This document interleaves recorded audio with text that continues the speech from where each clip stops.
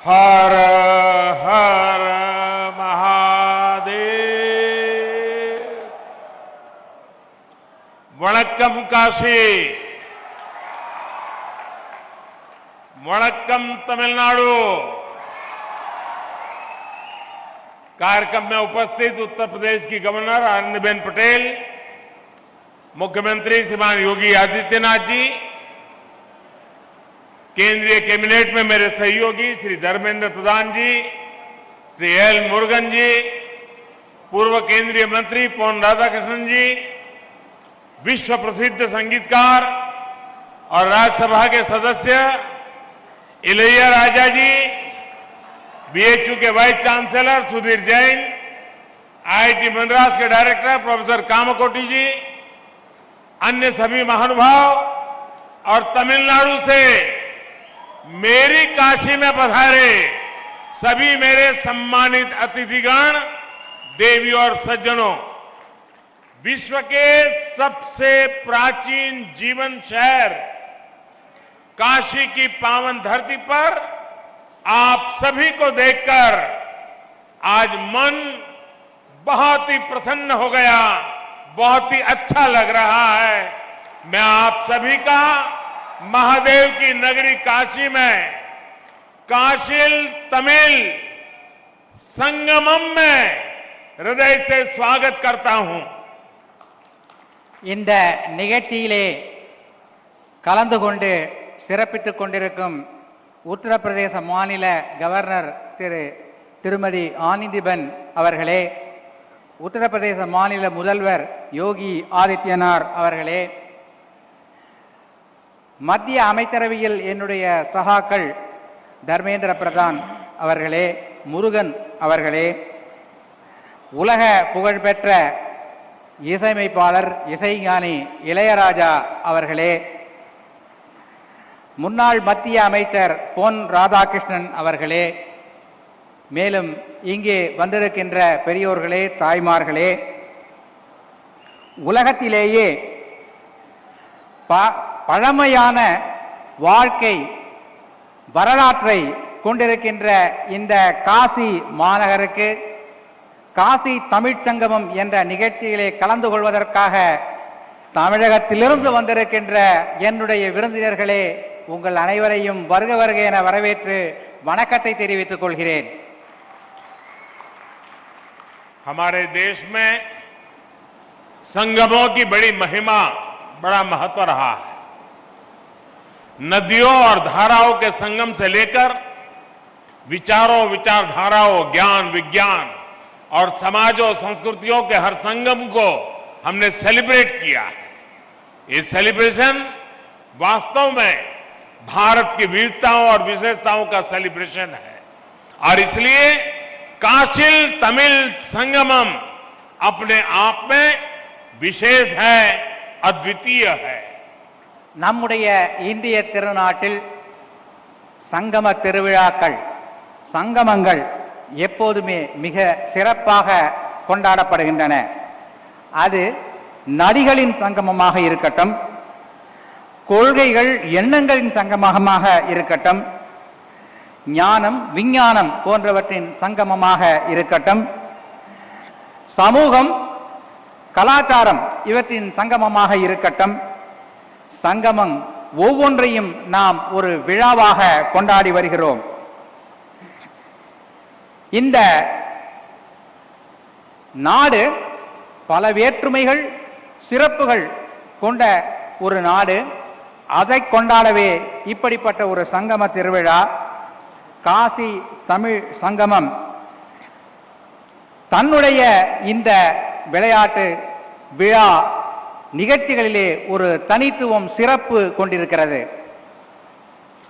आज हमारे सामने एक और पूरे भारत को अपने आप में समेटे हमारी सांस्कृतिक राजधानी काशी है, तो दूसरी ओर भारत की प्राचीनता और गौरव का केंद्र हमारा तमिलनाडु और तमिल संस्कृति है। ये संगम भी गंगा यमुना के संगम जितना ही पवित्र है।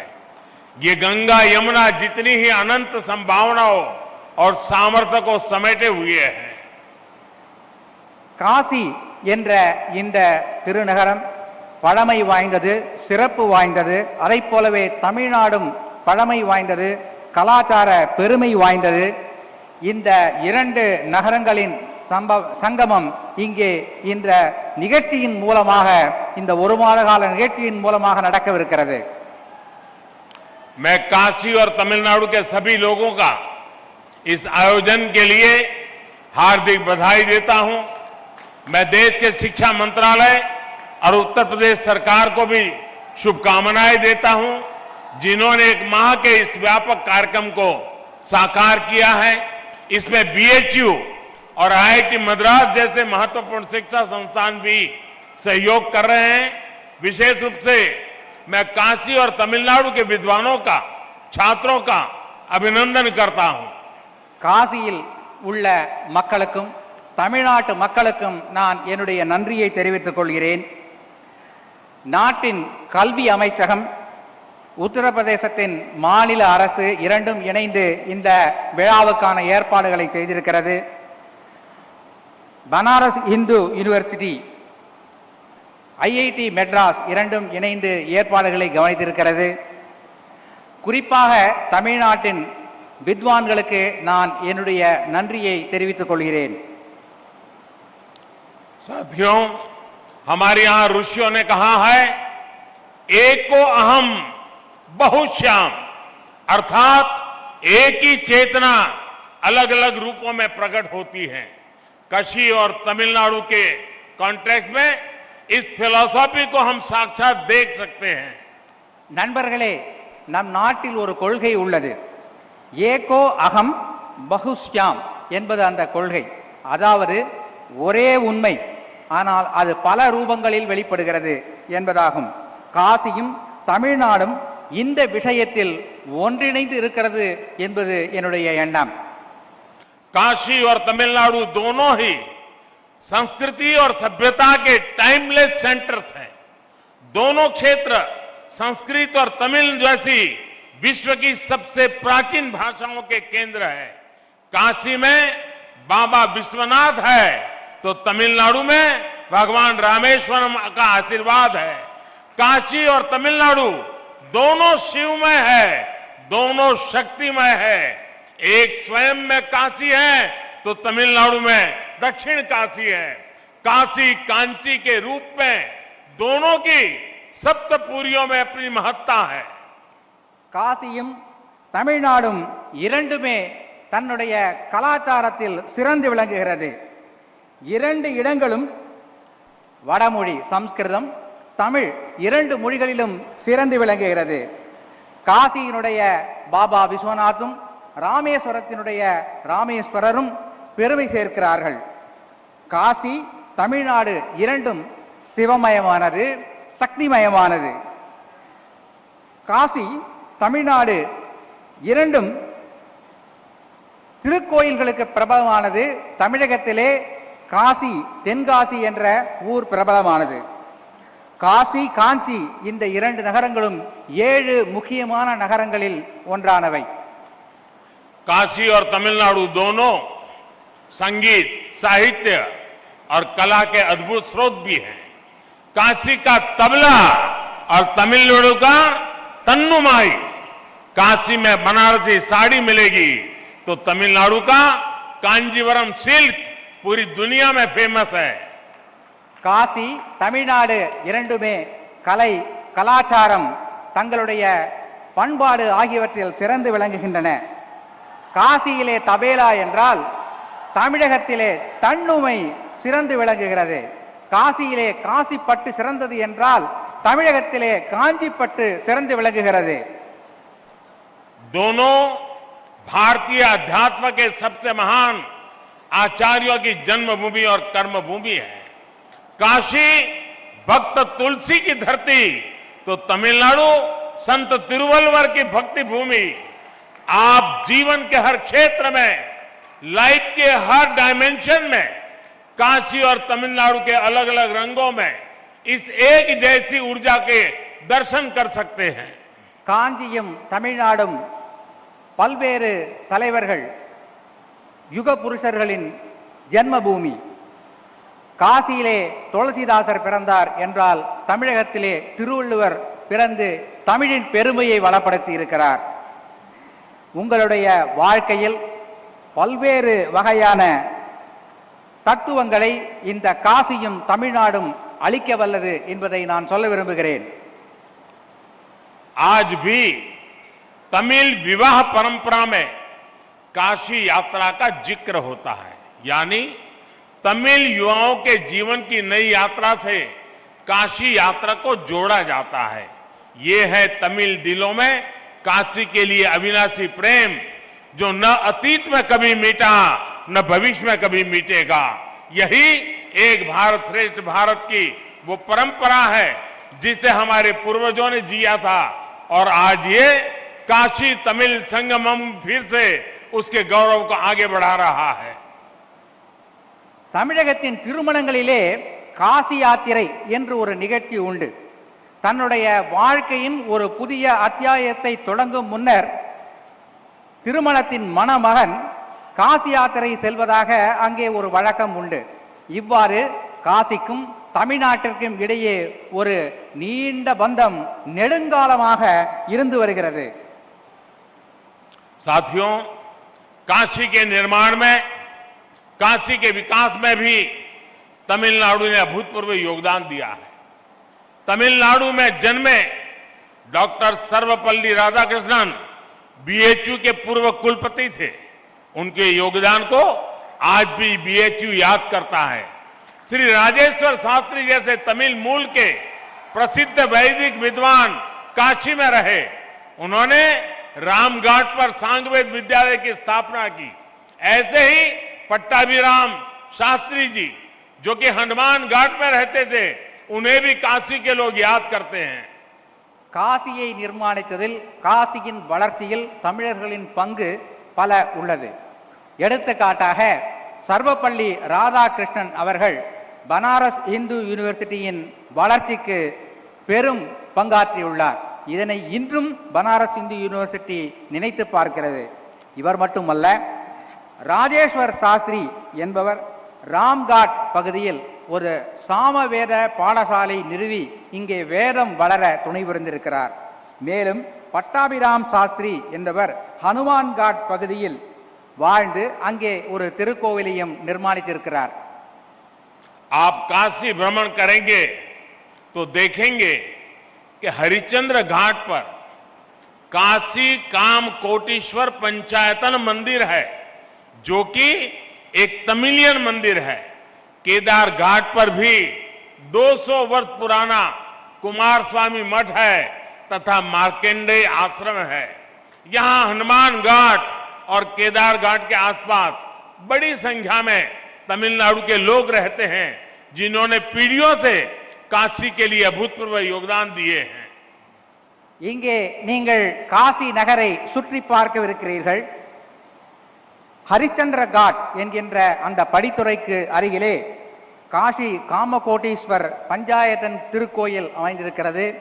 அதனை பார்ப்பீர்கள்.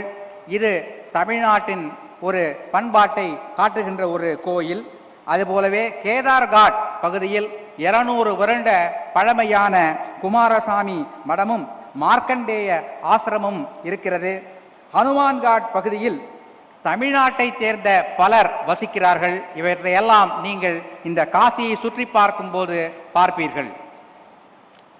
तमिलनाडु की एक और महान विभूति, महान कवि श्री सुब्रमण्यम भारती जी, जो कि महान स्वतंत्रता सेनानी भी थे, वो भी कितने समय तक काशी में रहे. यही मिशन कॉलेज और जयनारायण कॉलेज में उन्होंने पढ़ाई की थी. काशी से वो ऐसे जुड़े कि काशी उनका हिस्सा बन गई. कहते हैं कि अपनी पॉपुलर मूछे भी उन्होंने यही रखी थी. ऐसे कितने ही व्यक्तित्वों ने, कितनी ही परंपराओं ने, कितनी आस्थाओं ने काशी और तमिलनाडु को राष्ट्रीय एकता के सूत्र से जोड़कर रखा है. अब बीएचयू ने सुब्रमण्यम भारती के नाम से चेयर की स्थापना करके अपना गौरव और बढ़ाया है। தமிழ்நாட்டைச் சேர்ந்த மற்றொரு மிகவும் முக்கியமான நபர் மகாகவி சுப்பிரமணிய பாரதியார் இங்கே காசியிலே வாழ்ந்திருக்கிறார். பல ஆண்டு காலம் வாழ்ந்திருக்கிறார். அவர் இங்கே மிஷன் கல்லூரியிலும் ஜெயநாராயண் கல்லூரியிலும் படித்திருக்கிறார். காசியிலேதான் அவர் தன்னுடைய முறுக்கு மீசையை வைக்க ஆரம்பித்தார் என்று சொல்லுகிறார்கள். நம்முடைய பனாரஸ் இந்து யூனிவர்சிட்டி பாரதியார் இருக்கை என்ற ஒரு இருக்கையை ஏற்படுத்தி பாரதியாரையும் தமிழையும் சிறப்பிக்கவிருக்கிறது. साथियों, काशी तमिल संगमम का ये आयोजन तब हो रहा है जब भारत ने अपनी आजादी के अमृत काल में प्रवेश किया है। अमृत काल में हमारे संकल्प पूरे देश की एकता और एकजुट प्रयासों से पूरे होंगे। भारत वो राष्ट्र है जिसने हजारों वर्षों से संभो मनासी जानताम के मंत्र से एक दूसरे के मनों को जानते हुए सम्मान करते हुए स्वाभाविक सांस्कृतिक एकता को जिया है. காஷ்மீர் காசி தமிழ் சங்கமம் என்ற இந்த நிகழ்ச்சி சுதந்திரத்தின் அமிர்த காலமான இந்த தொடக்க காலத்தில் நடைபெறுகிறது. நம்முடைய நாட்டில் சம்போ மனசி ஜான்தாம் என்ற ஒரு பழமொழி உண்டு.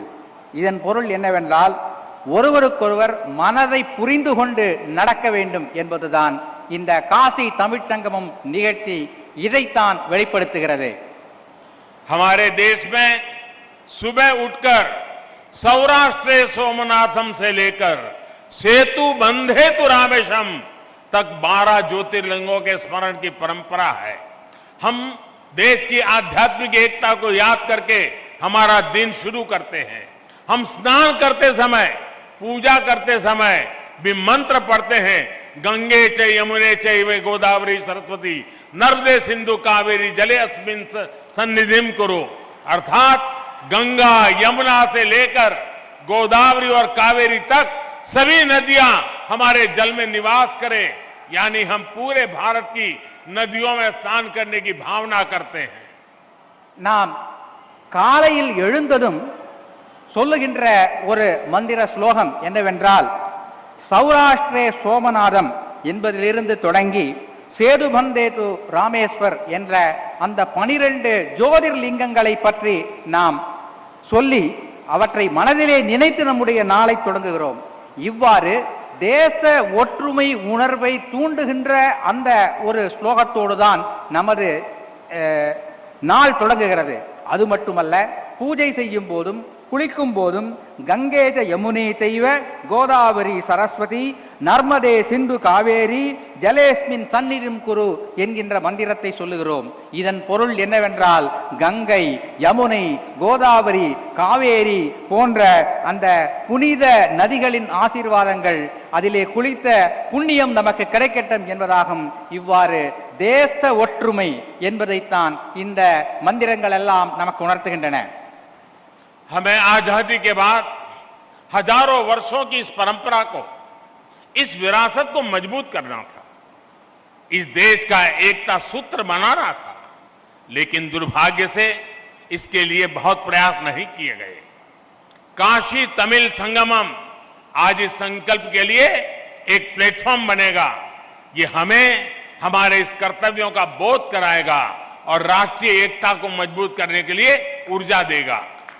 சுதந்திரம் அடைந்த பிறகு நாம் இந்த தேச ஒற்றுமையை வளர்க்கும் இந்த செயலை செய்து நாட்டை வளப்படுத்தி இருக்க வேண்டும்.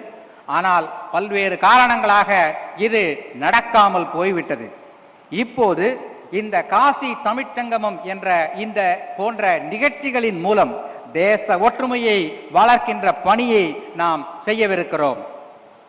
साथियों, भारत का स्वरूप क्या है, शरीर क्या है, ये विष्णु पुराण का एक श्लोक हमें बताता है, जो कहता है उत्तरम यत् समुद्रस्य हिमाद्रश्चैव दक्षिणम वर्षम तद भारतम नाम भारतीयत्र संतति. अर्थात भारत वो जो हिमालय से हिंद महासागर तक की सभी विविधताओं और विशेषताओं को समेटे हुए हैं और उसकी हर संतान भारतीय है। நம்முடைய நாடு என்றால் என்ன, இதனுடைய இந்த பரப்பு, உடல், சரீரம் என்பது என்ன என்பதை பற்றி விஷ்ணு புராணத்தில் ஒரு ஸ்லோகம் உள்ளது. இந்த ஸ்லோகம் சொல்கின்ற கருத்து என்னவென்றால், வடக்கே இமாலயத்திலிருந்து தெற்கிலே குமரி வரை இந்த நாடு நம்முடைய ஒற்றுமைகள், வேற்றுமைகள் இவற்றோடு பலமாக விளங்குகின்ற ஒரு நாடு என்று சொல்லுகிறது.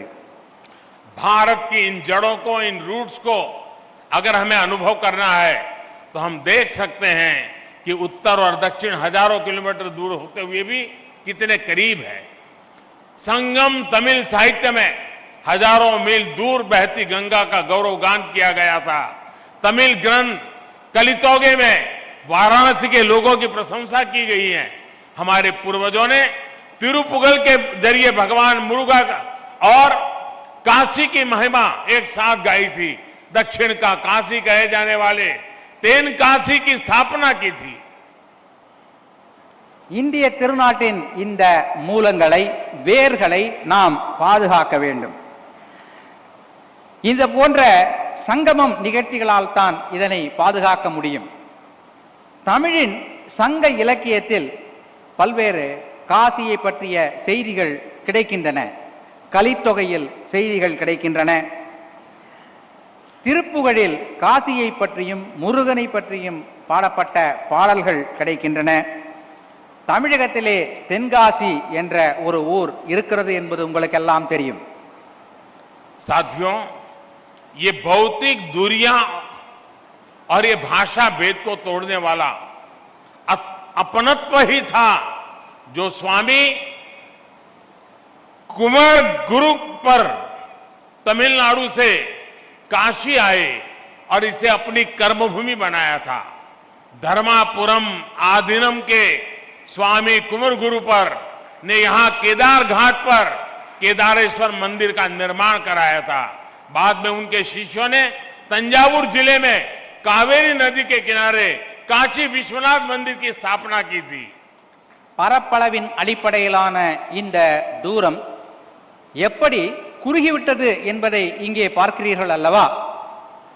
இத்தகைய ஒரு எண்ணத்தை குமரகுருபர சுவாமிகள் காட்டியுள்ளார்.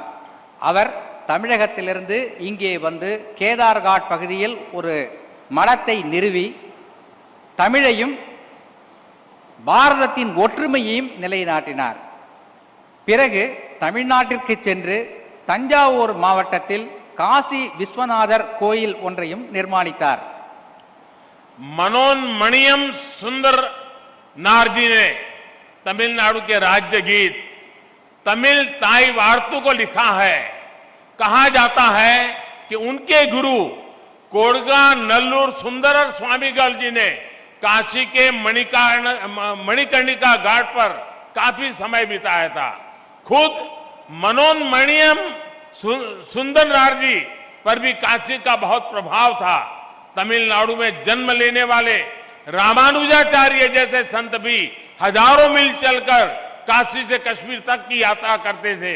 आज भी उनके ज्ञान को प्रमाण माना जाता है।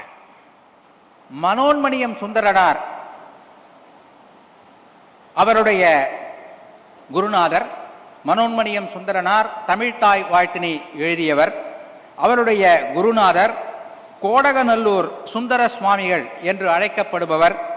இங்கே மணிகர்ணிகா காட் என்கின்ற அந்த படித்துறை அருகிலே வந்து சில காலம் வாழ்ந்து அங்கே ஒரு திருக்கோவிலையும் அமைத்திருக்கிறார்.